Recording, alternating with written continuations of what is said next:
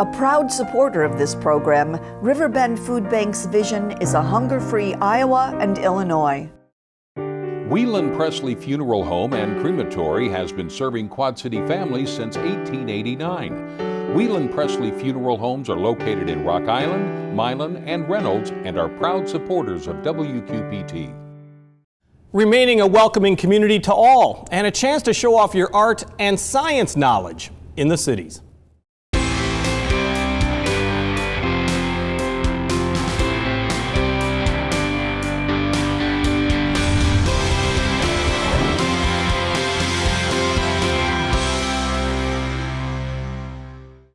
Over the past few weeks, lawmakers on the Rock Island and Scott County boards have voted to proclaim their counties are welcoming to refugees. But really, what does that mean? Some worried precious resources and overstretched government budgets would be affected. Others feared an influx of undocumented people. Well, none of that is the case. Joining us is the board president of Quad Cities Interfaith, Leslie Kilgannon, and the director of Quad Cities World Relief, Laura Fontaine. Thank you both for joining us. Thank you. What was the importance of having these resolutions that were passed by both the Scott County and Rock Island County boards?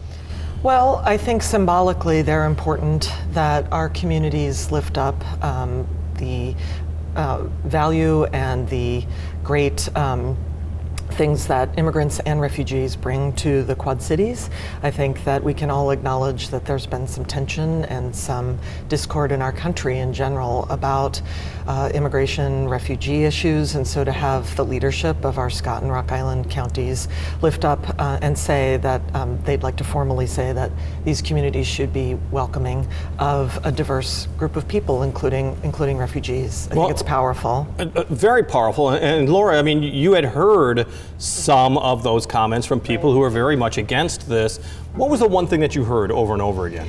I think people didn't understand the numbers, or they have an idea that there's going to be thousands of refugees or immigrants flooding the Quad Cities, that taxes are raising due to the fact that we have refugees and immigrants, when none of that really is correct. And you were able to meet with some groups, some of the vocal opponents, and what did you say?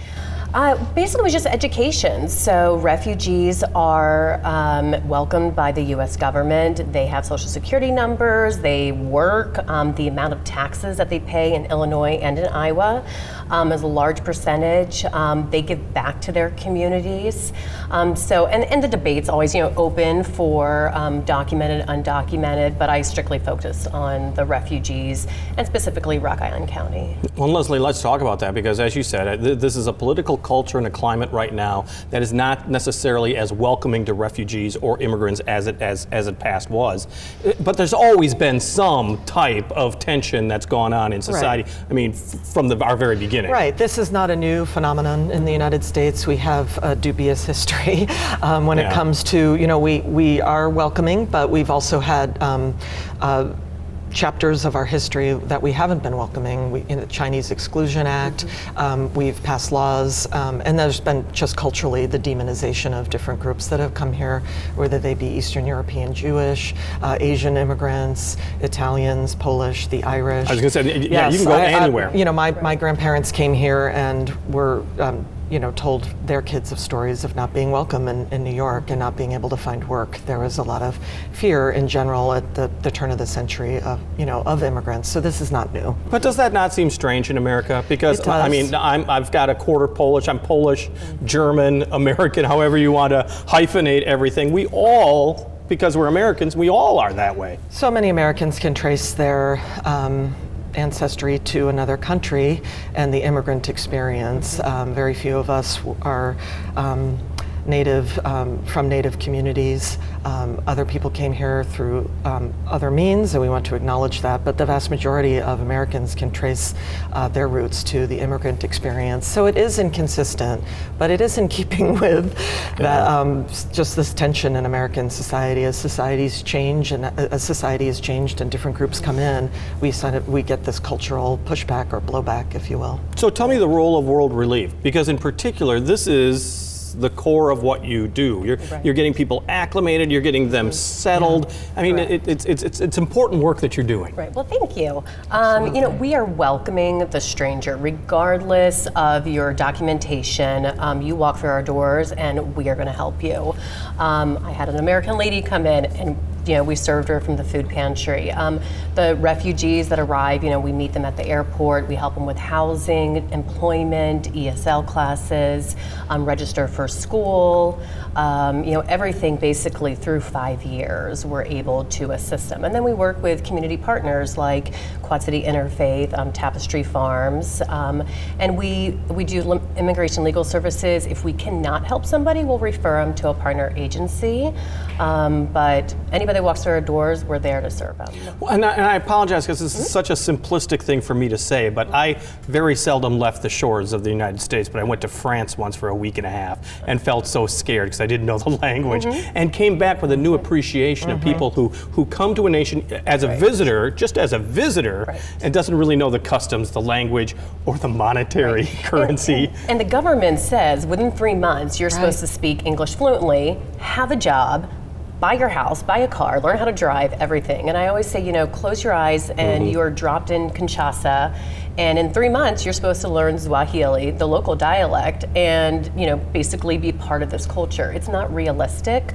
So to have agencies here to lend that support, but then refugees also give back to the community. Absolutely. So the investment we do for the first 2 to 3 years, it's tripled, quadrupled, 5 years down the road. But I think the point that I was getting is that the incredible amount of respect I now have, because if you're a fish out of water, for lack of a better phrase, it's frightening. And these people, so many of these people have come here under duress from their other nation, or because of economic reasons, or they want to find the American dream. There's a lot of pride still in all of these people, but what a lot of courage. Right. And they're all survivors, regardless of status. The refugees are persecuted, whether it be religious, social, economic, political, gender. So the majority of our clients, I would say 98% of them, have experienced some form of trauma, even from children. And immigrants and asylees is the same thing. Well, Leslie, we were talking about the fact that as a nation, we have been welcoming in spirit, but maybe not in practice at all times. And you've heard some hurtful, some terrible things, but you've also heard the opposite, right? I mean, there has been blowback and protection for so many people that are minorities, refugees, whatever. Absolutely. I think what people who are native born have to realize is, just as you said, how difficult it is to uproot yourself, whether because you're forced to as a refugee, or other violence or crime or lack of economic opportunity, and you want to feed your family, to pick up and leave everything you've ever known to come to another country. And so the vast majority of immigrants and obviously refugees contribute to this country. And I think most Americans are astute enough and gracious enough to understand that there's bad people in all walks of life, but we cannot be demonizing immigrants and refugees who are just trying to achieve the same things my grandparents tried to achieve and did achieve 100 years ago. And I do like to point out that our large influx of immigrants, the greatest influx we've ever had as a nation, was about 1890 to 1925. Millions of immigrants came to the United States. Given our current laws and regulations, which are quite difficult and onerous and costly, the vast majority of those folks would not have qualified under the current laws. So it is not as easy to emigrate here anymore. It's the barrier 100 years ago was getting here, right?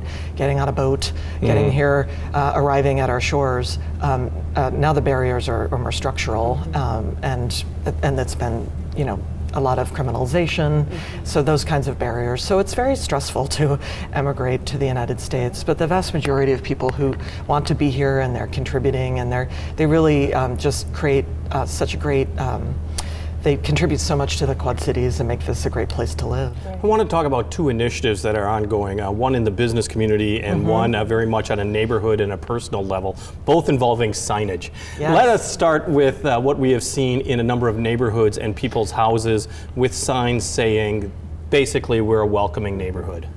So that is an initiative spearheaded by an organization called One Human Family, of which QCI is very supportive. And it is an initiative where individuals and organizations can put signs in their yard, and it's very simple. It's in 3 languages, and it says, no matter where you come from or who you are, we're glad you're here. It's a sign of neighborly welcoming, and I think it's really important to let people know that they are welcome. People don't always hear that. Yeah, no, Vulnerable absolutely. communities don't always hear that. The other is also through One Human Family, and they're partnering. Actually, the chamber has really Very much kicked it so. up a notch, right, Absolutely. through their Q2030, and I want to give a shout out to the chamber for doing that. And they've been And the promoting social media. and the social Great, media yeah. campaign, and they've been promoting businesses and nonprofits. The place where I work, we've put one in the QCI has one. We're putting them in windows that say all people are welcome here. And Q2030, once again, is an initiative by the Chamber of Commerce and the Correct. business community as well as grassroots in order to create a more welcoming, a more diverse, as well as a more productive community in this area in 10 years, just 10 years Absolutely. down the line. And we're halfway through it. Yeah, so absolutely true. What is, because it's a sign, it's a symbol, but is it more than that? I think so. I think people assume that, oh, well, of course we don't think that way of people, or of course we're welcoming, but it's in these times it's really important to step up and lead a little bit and articulate your support for vulnerable communities. We've had some incidences that have been ugly, and they've been targeted, among other people, at the immigrant community or at the refugee community of people of color. And so I think it's incumbent upon the rest of us who are not from those communities to speak up and say, no, that's not who we are. This is how we need to represent the Quad Cities. The vast majority of Quad Cityans welcome people, and we need to make that the prevailing narrative. But is that not the case? I mean, World Relief Of sees course. this firsthand. I mean, is there some neighbor may not like you or say something nasty to you or even escalate it further than that. I mean, this is a real situation that people who are not necessarily native born in America, refugees, immigrants face. Wow. I mean, they got to be looking over their shoulders almost all the time. Yeah, and I think it's up to us to say, yes, we do welcome you, and if there are questions, to have organizations and trusted messengers to go out and say, what don't you understand, and what, meet a refugee, meet an immigrant, meet this single mother who wants to come to the United States, has 5 children. However, there's a 150-year waiting list if you're from Mexico. So Yes. nobody's going to wait. I mean, her children are in danger. So I think if people meet, our families, and they will realize that they are amazing for our community, and they want the same thing for their kids as we do. Well, and So- Leslie, you've been a part of one of the many organizations that have really been pressing the presidential candidates. Yes. Let's be honest, when you have the Iowa caucuses, you have a chance to talk one-on-one. We're chock-a-block with candidates. Illinois primary, not as much, Correct. but you tried to make the most of getting the presidential candidates on the issues that affect the migrant community, the immigrants and refugees. We did in January with Gamaliel of Illinois and Iowa, which is a faith-based social justice organizing group, as are we. We hosted something called the People's Caucus 2020, and we hosted it at North High School. And people from Illinois, Iowa, Michigan, Wisconsin, Minnesota came to propose questions to the presidential candidates. We had 3 presidential candidates.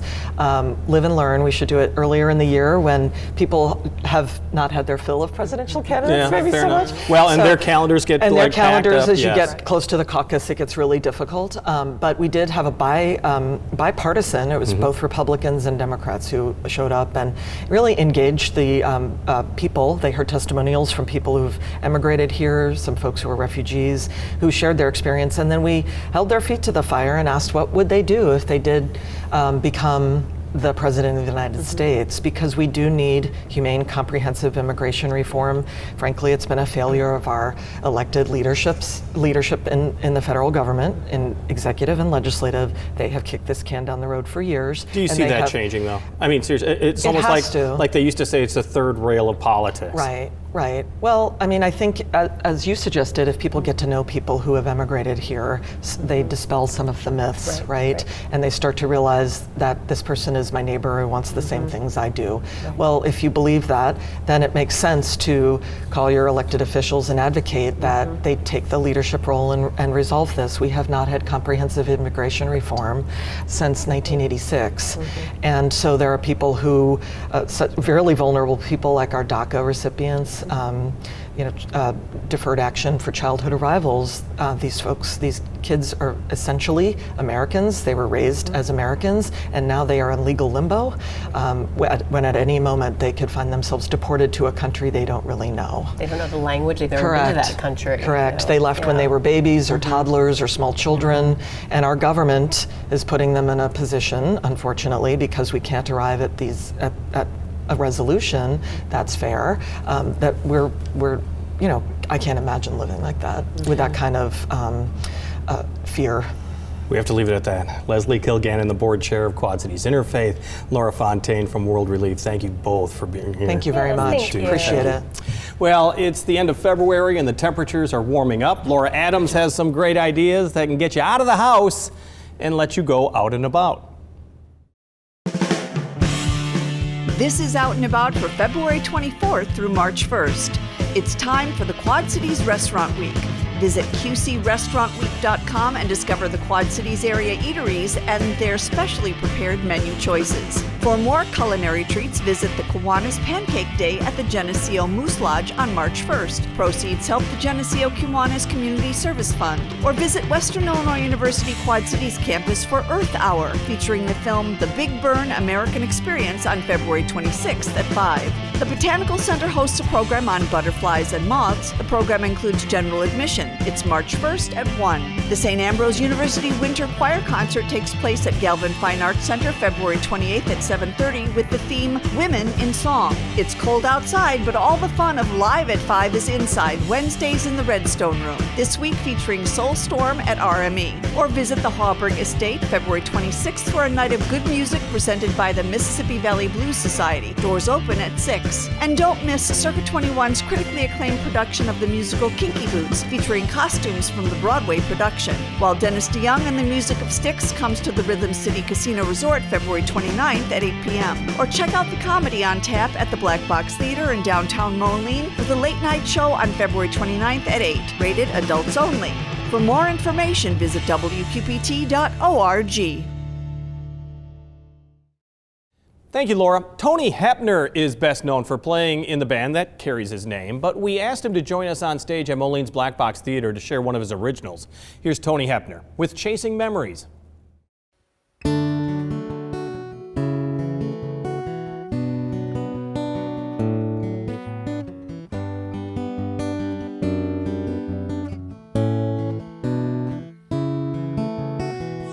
Heading down to New Orleans, searching for a warmer dream. Winter months are way too hard on me. Nothing keeping me around, besides I'm wearing down. Perhaps a change will do me good. All my friends have gone away, I guess they're still okay. I'll be leaving sometime next day. Driving down to Champaign to catch the late night train. I'll be on the bayou when the sunrise comes again. Just chasing memories of you.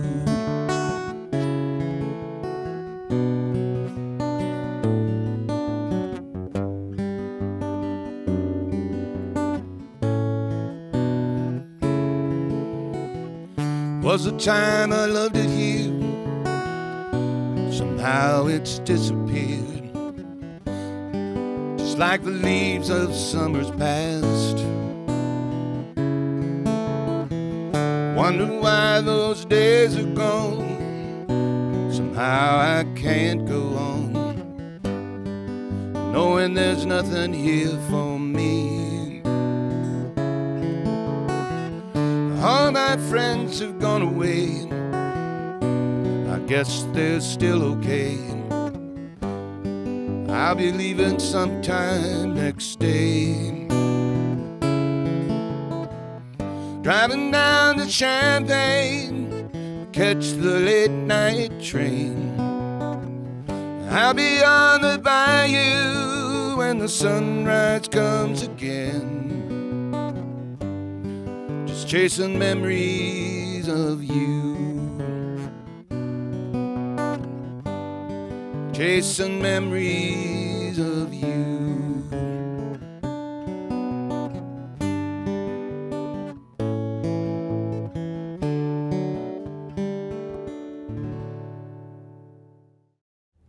Tony Hepner with Chasing Memories. His band, Tony Hepner and Friends, will be at Backyard Bowl in Milan coming up Saturday, March 7th.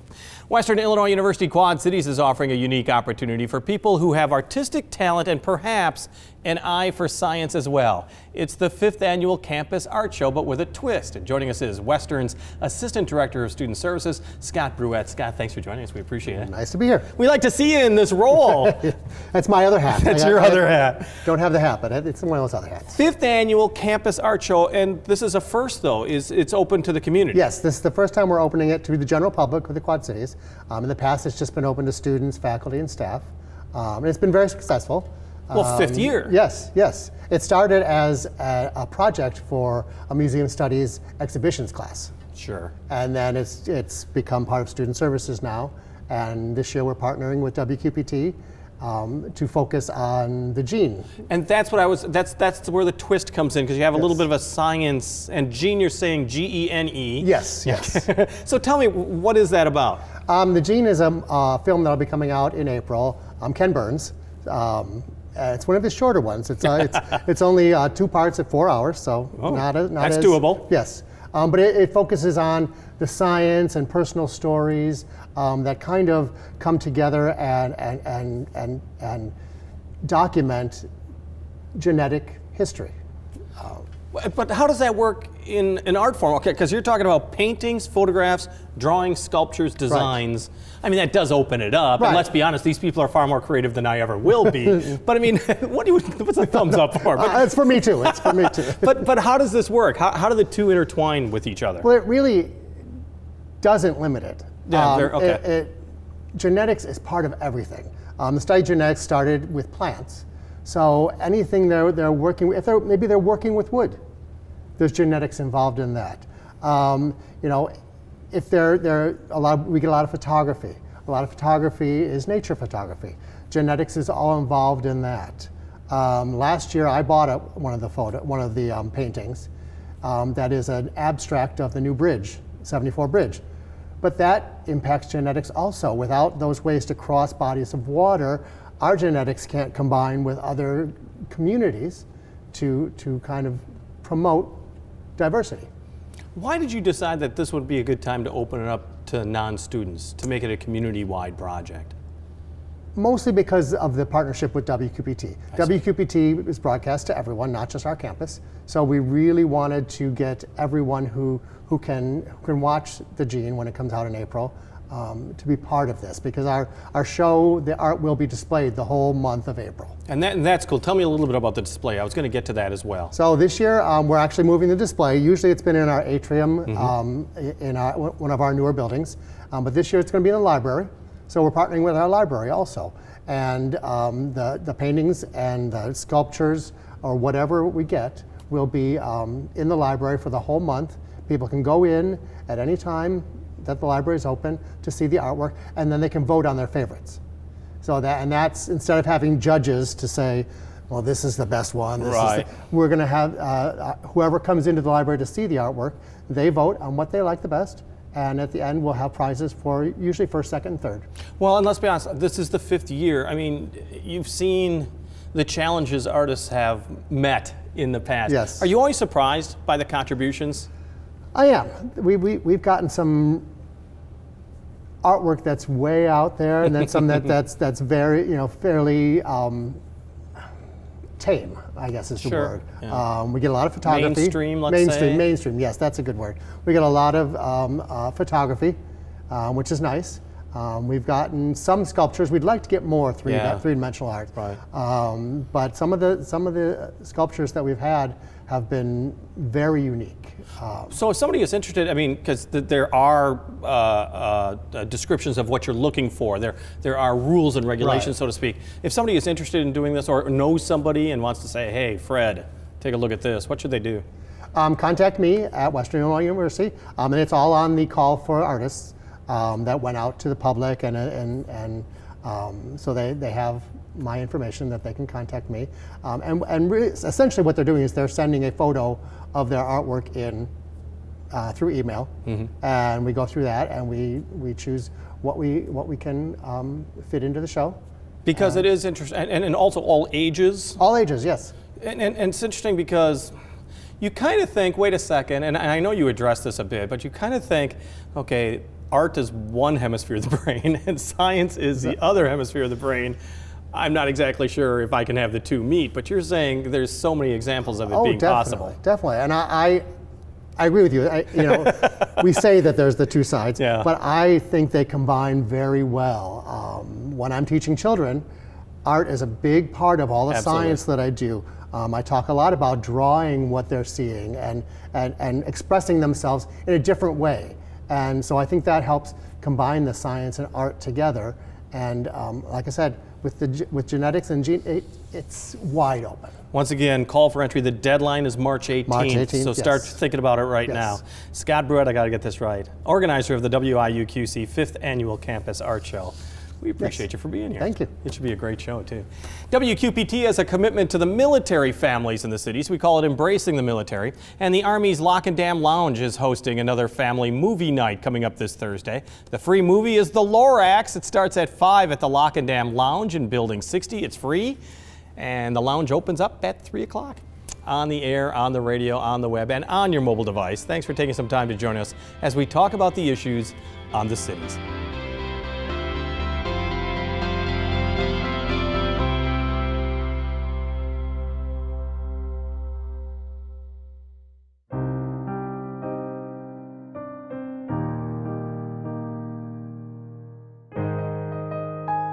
A proud supporter of this program, Riverbend Food Bank's vision is a hunger-free Iowa and Illinois. Whelan Presley Funeral Home and Crematory has been serving Quad City families since 1889. Whelan Presley Funeral Homes are located in Rock Island, Milan, and Reynolds and are proud supporters of WQPT.